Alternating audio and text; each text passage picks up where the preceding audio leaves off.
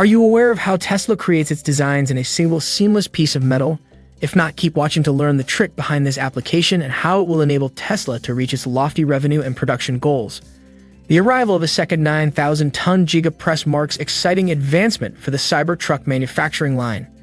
As Tesla prepares to build the largest portions of the revolutionary cyber infrastructure, observe the arrival of these enormous machines from the Italian manufacturer Idra. As we explore the mysteries surrounding the noteworthy development and the fascinating details surrounding Tesla's relentless pursuit of innovation, be sure to like and subscribe for more revolutionary Tesla stock news. For Model Y, these high-pressure die-casting machines produce the front and rear frame pieces from a single casting by pressing molten aluminum alloy into a reusable die mold. Tesla fans eagerly awaited the arrival of Giga Texas' massive 9,000-ton press last year. It makes sense that both Idra and Tesla would be excited to get that machine up and running, since the Cybertruck is a sizable component of Tesla's upcoming lineup of new and refreshed vehicles, and this monster of a press will be used to produce the largest section of the vehicle. On March 20th, witnesses claimed to have seen a large shipment of parts being delivered to the area of Houston, Texas from Genoa, Italy. The packages are for Tesla and from Idra, and some of them are for some. It's hard to tell if this is all the equipment or if there's more to come. But this does look like a second 9,000-ton Gigapress. Back in January, Idra showed off another 9,000-ton casting machine on their LinkedIn page, which was labeled as another 9,000T ready for shipping on its way to Asia. This threw a lot of people off at the time because Tesla hadn't made any announcements about a Cybertruck production line in Shanghai.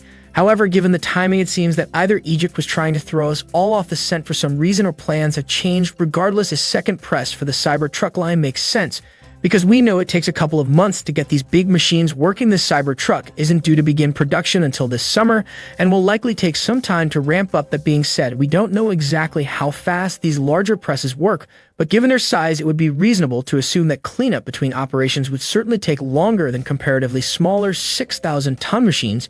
Using the Model I lines, the impressive output rate of the 6,000-ton press, which has a cycle time of about 80 to 90 seconds, is 40 to 45 completed castings per hour, or roughly 1,000 castings per day, to meet this demand. In order to ensure efficiency and continuity, Tesla has not just one but two casting machines for the Model I production at its Fremont facility. Additionally, their Giga Shanghai site houses at least 5 of these casting machines, and it is common for multiple units to operate simultaneously on the production line. What year did the vehicle production start? While the Cybertruck is anticipated to reach its rate in 2024, Tesla is on track to ramp up its production and meet the target. Purchasing a second 9,000-ton press now would save them a lot of time in the future. Tesla aims for a manufacturing rate of roughly 250,000 to 1 million units per year. This is what they refer to as volume production.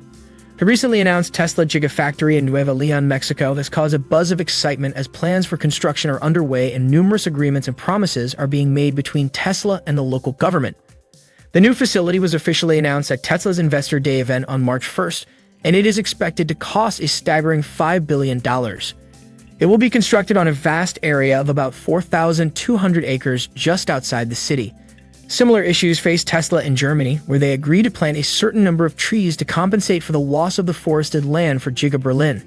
They ultimately planted nearly triple that number of trees and added a variety of species beyond the pines that were originally intended.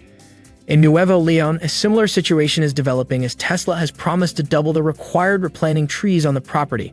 Although the current site appears to have twice as many trees as is required by law, the governor's announcement stated that Tesla's director guaranteed the reforestation of the Santa Catarina area, where the Gigafactory will be located, with an impressive 1,600 hectares of land.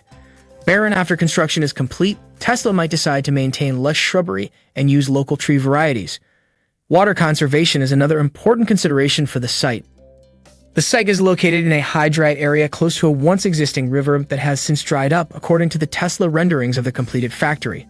Strangely, local officials have shown little concern about the significant water consumption anticipated from Tesla's Gigafactory.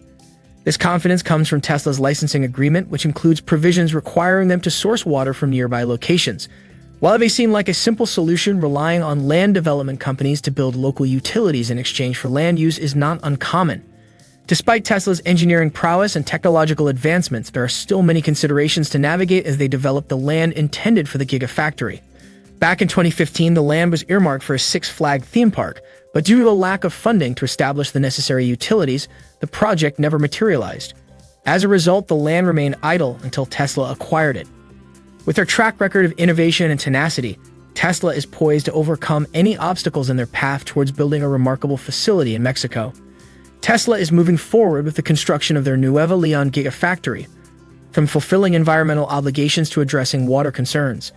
While it may seem like a daunting task, building a reliable water delivery system that stretches from the Rio Grande River to a nearby reservoir in the south has been proposed by Tesla enthusiasts.